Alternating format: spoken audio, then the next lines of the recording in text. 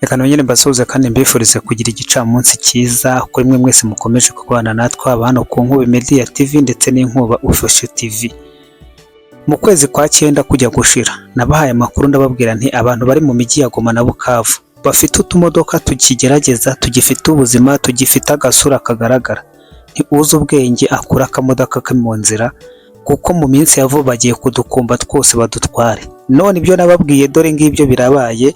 Ubwo niba waranyumvise ukavune ugaterera agati mu ryinyo, ubwo nyine ndabizi ko muri aya masaha uri murarira, kuko amakuru mfite nuko mu mijyi ya Goma na Bukavu imodoka zashize bazishimuta bazitwara, wavuga urusasu rukakubona.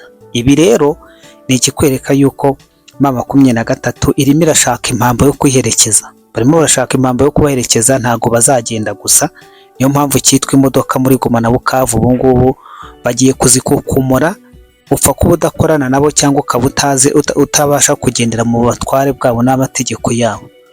Nzi ko na bamwe mu bakorana nabo ubu ngubu imodoka zabo uzajya uzinduka nuyiparika hari usange barayitwaye, nugira numva bayakije nusohoka ngo ugiye kureba sokurasi isasu rimwe mu kirere ugahita ubundama munsi y'igitanda se, imodoka bakayatsa bakayitwara ibintu bikarangira.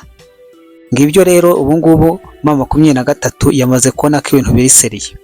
Bamaze kubona ko ibintu biri seriye, ibyo bikora byose, ibyo kuba babwiwe ngo bajye kuri kilometero 75 yego byavuzwe, ariko bamaze kubona yuko burya uretse kilometero 75 bazanababwira ati ahubwo tubare mudahagaze no muri 0 kilometere y'ubutaka bwa Kongo, bababwira ati ahubwo tubabone muri inyuma ya 0 cm mudahagaze kuri kilometero 75. Ibi rero batangiye gukora imyiteguro ikomeye.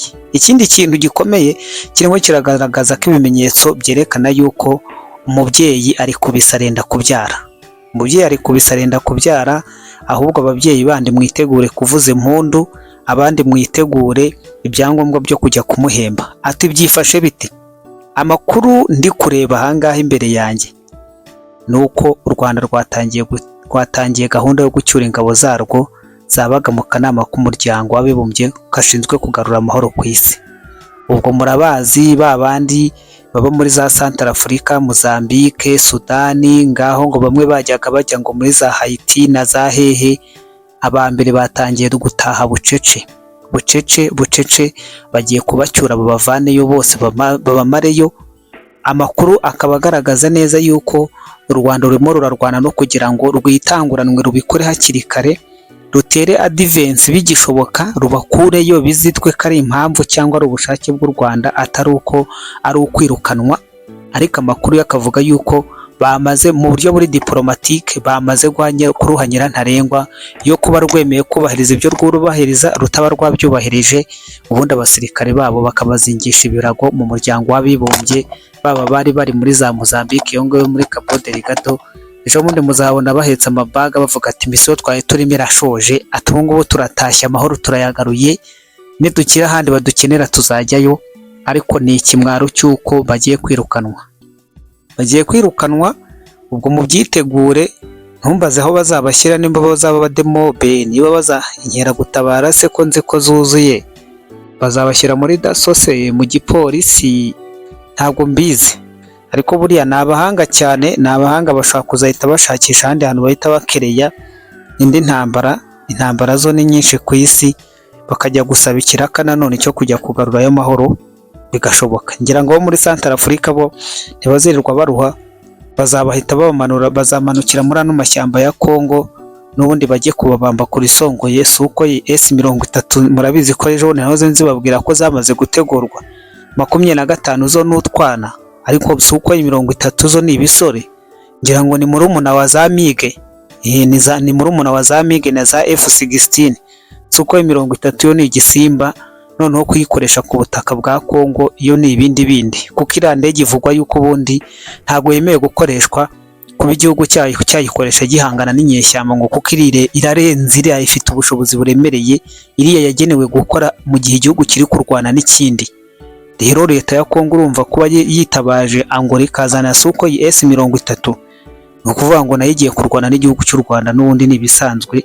Ngira ngo nizo nduru zenererwa mu muryango w'abibumbye bavuga ati Rwanda, nubwo rwo rwabihakanye mubize ruvuga ruti twebwe nta hantu duhuriye n'ibyo bintu, n'izo ngabo batubeshyera ntaho tuzizi, ati twebwe icyo twashyizeho n'ubwirinzi bwacu. Ubu bwirinzi bwanyu rero bwashyizweho nyine Sukhoi S-30 zamaze gutegurwa. Abo muri Central Africa bo bazarye bari menge, kuko bazamanukira rwose Kongo, nta yandi mahitamo. Bazayimanukira Kongo, nta yandi mahitamo yandi azakorwa, ni ukuzamanuka. Sukhoi nazo zirabategereje.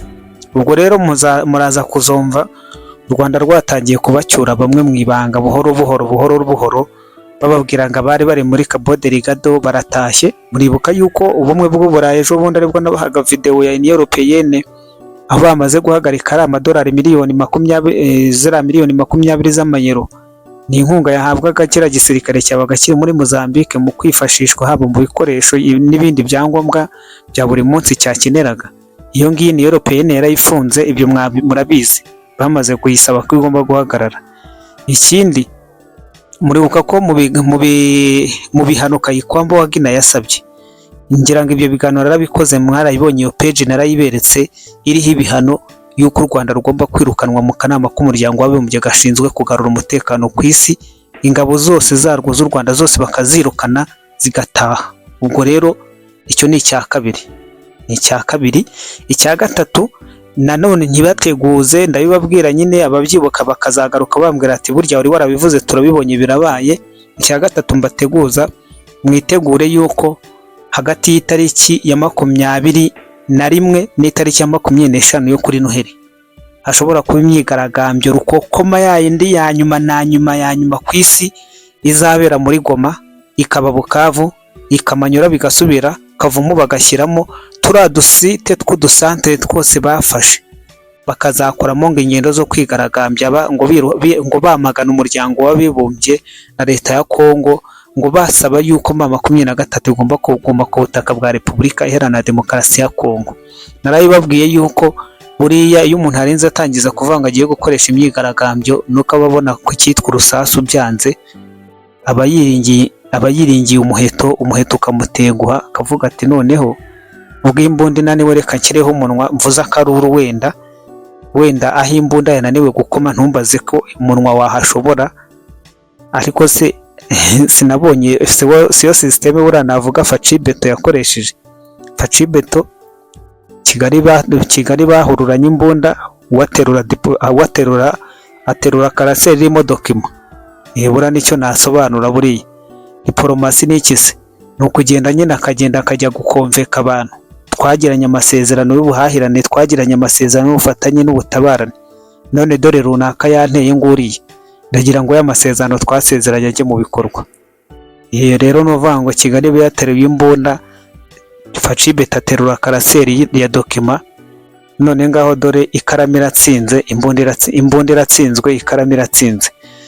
Rero reka mbabwire ngo nimubona iyo myigaragambyo yatangiye muzahite mumenya nyine ko nta kindi kibiri inyuma. Ariko nkomeza kubabwira nti umubyeyi ari kubise kandi arinda kubyara, muye mwitegura ibihembo, ababyeyi bandi mwitegure kuvuza impundu, kuko byanga bikunde nubwo ibise birimo biranyuzamo bikaba bikeya, muganga nawe agomba gutangira agakoresha indi miti akongera ibise kugira ngo umubyeyi abyare vuba aruhuke.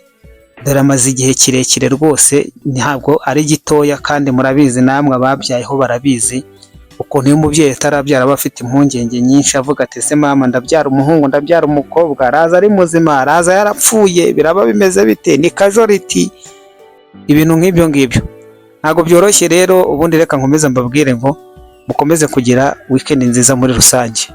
This video is not default to promote any terrorist, violence or hurting.